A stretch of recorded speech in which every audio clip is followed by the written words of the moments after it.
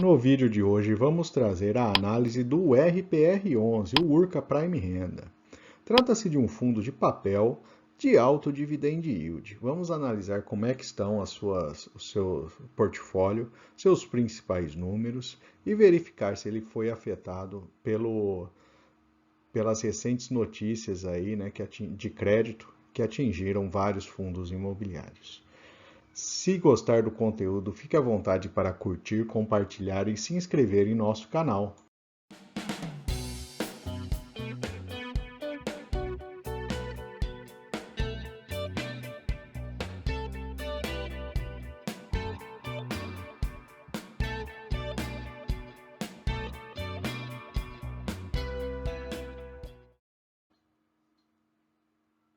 E vamos começar trazendo aí uma tabela dos principais papéis que compõem o portfólio do RPR11. Primeiro ponto que vale a pena ser comentado, como podemos ver ali nas colunas de indexador e taxa, trata-se de um fundo que tem taxas bastante elevadas. E esse é um primeiro ponto. Normalmente, quando temos taxas mais elevadas, são instrumentos de empréstimo ali com um risco mais alto também.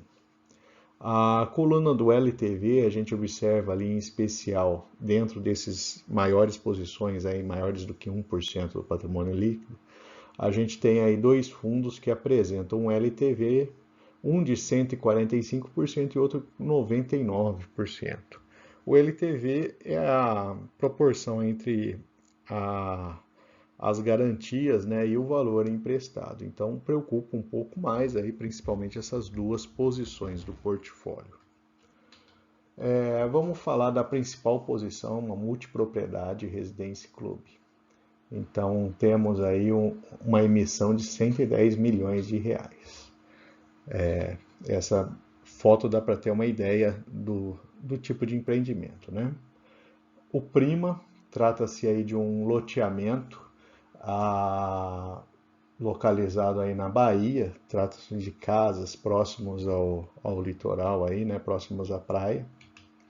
A gente tem o Lagoa Quente em Caldas Novas, Goiás, também aí uma multipropriedade com taxas aí relativamente elevadas, IPCA mais 11, 30%, né? Como quase todos os instrumentos aqui, né? Tem o Mar à Vista em Aracaju, Sergipe. Tem o Casa Hold no Rio de Janeiro. Então, esse daqui é o segmento corporativo, né? Um segmento aí um pouco diferente da maior parte dos papéis desse fundo. E temos o Gestler. É um loteamento em Bauru, São Paulo. O Vitória Brasil em Aracaju, Sergipe. E o Hot Beach em Olímpia, interior de São Paulo. Então, basicamente, são esses papéis ali, as principais posições que a gente tem dentro do portfólio desse fundo. Trazendo uma visão resumida agora, a gente observa que tem alguns papéis com a inadimplência atual em um patamar já mais elevado. Esse é um ponto de atenção, né, que o investidor de URPR11 deve ficar atento. É o crescimento aí, eventualmente a cada mês, desse patamar de inadimplência, que pode fazer aí com que os devedores, né, não consigam pagar com a sua dívida contratada, né? Em termos de obra, né, a gente tem aí vários instrumentos vinculados a obras que já estão concluídos, né? A média aí na casa de 74% de conclusão das obras. A alocação, a gente tem aí um percentual bastante relevante alocado em IPCA, então é a principal característica desse fundo. E temos aí em torno de 15% com essa relação LTV acima de 70%, que é um ponto um pouco mais preocupante. As operações estão basicamente em multipropriedade e loteamento, que respondem aí por 56% do patrimônio líquido, e a maior parte no estado de São Paulo.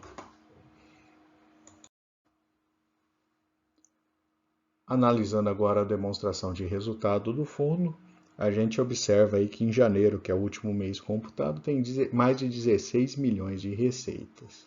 Comparando o histórico mensal, a gente percebe que, de certa forma, ainda a inadimplência não afetou significativamente a receita do fundo, mas é um ponto a se ficar atento. Se eventualmente a receita começar a cair por conta de maior inadimplência, podemos ter aí um cenário parecido com o que a gente vê em outros fundos de papel aí que tiveram quedas significativas recentemente.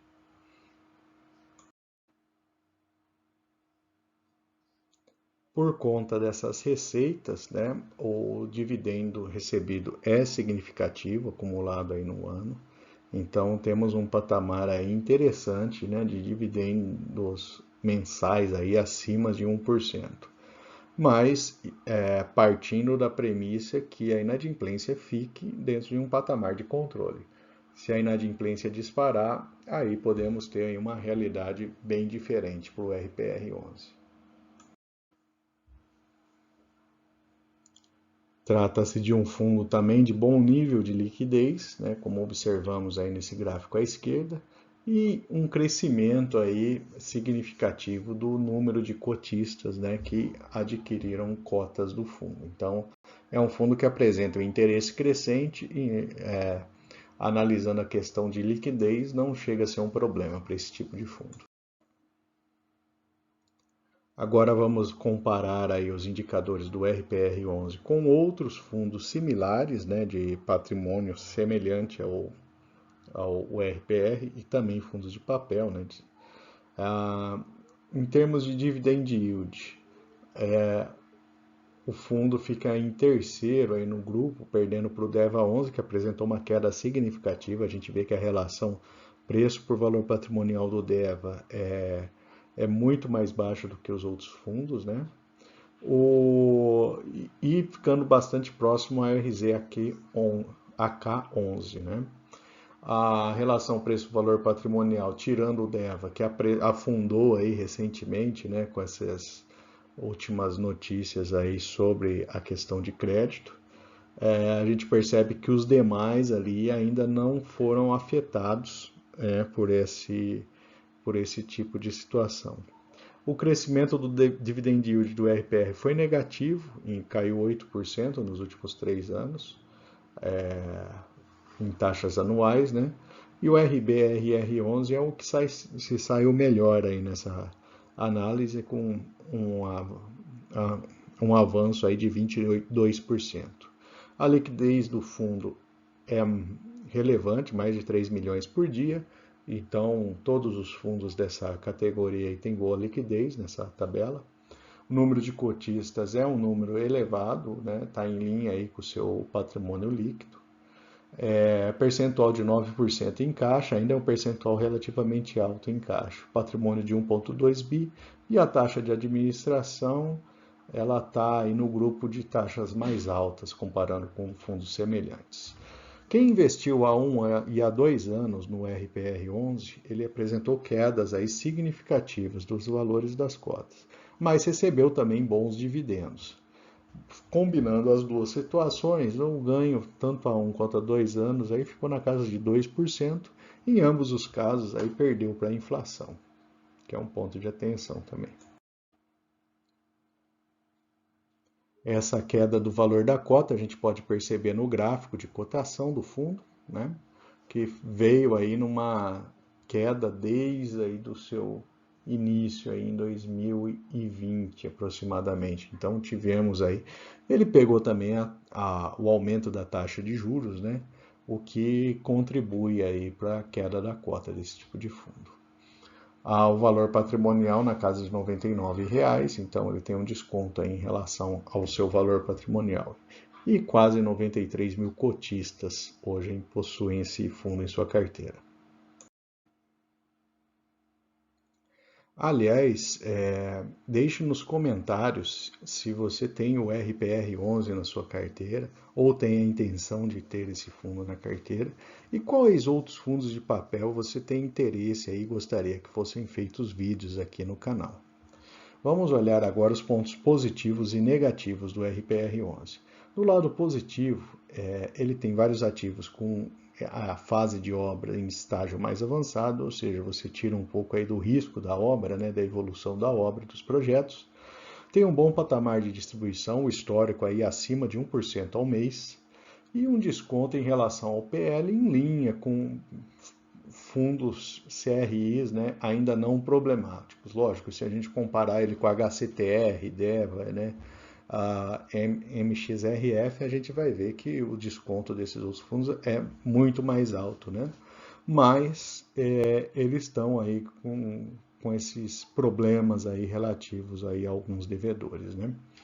Do lado negativo, a gente tem alguns instrumentos, né, CRIs que já começam a aparecer com inadimplência relevante, 56% do patrimônio líquido no mercado de multipropriedade e loteamento, que é um mercado aí que tem um pouco mais, bastante pulverizado, né? Então depende aí muito de investimento de pessoas físicas, né? Então pode ser um mercado aí que tenha uma dificuldade aí no futuro próximo. A taxa elevada pode ser problema nesse momento aí de maior risco. A gente viu ali que muitos instrumentos aí com taxas de IPCA mais 12, 13%. A taxa elevada ela é interessante para o cotista do fundo receber, né, o dividendo, então o seu dividend yield é mais elevado, mas o fundo tem que receber o dinheiro, né? Então a taxa também ser muito elevada pode gerar problemas ali para os devedores conseguirem cumprir com as obrigações. E apesar do alto dividend yield, o rendimento para quem investiu aí há 1 ou 2 anos ficou abaixo da inflação por causa da queda da cota, né? Então, assim, o dividend yield é excelente, mas a queda da cota acabou comendo aí boa parte do rendimento de quem investiu e que eventualmente precisa vender o fundo, né, por agora. Então, esse é um outro ponto de atenção aí para o investidor. Lembrando que, né, normalmente quem investe, né, nesse tipo de fundo, né, busca uma estratégia de muito mais longo prazo, né, do que 2 anos, né, somente investindo no papel. E por fim, eu vou deixar aqui uma lista de outras análises de fundos imobiliários e 2 recomendações de vídeo. Fique à vontade para consultar. Se não for inscrito, se inscreva em nosso canal.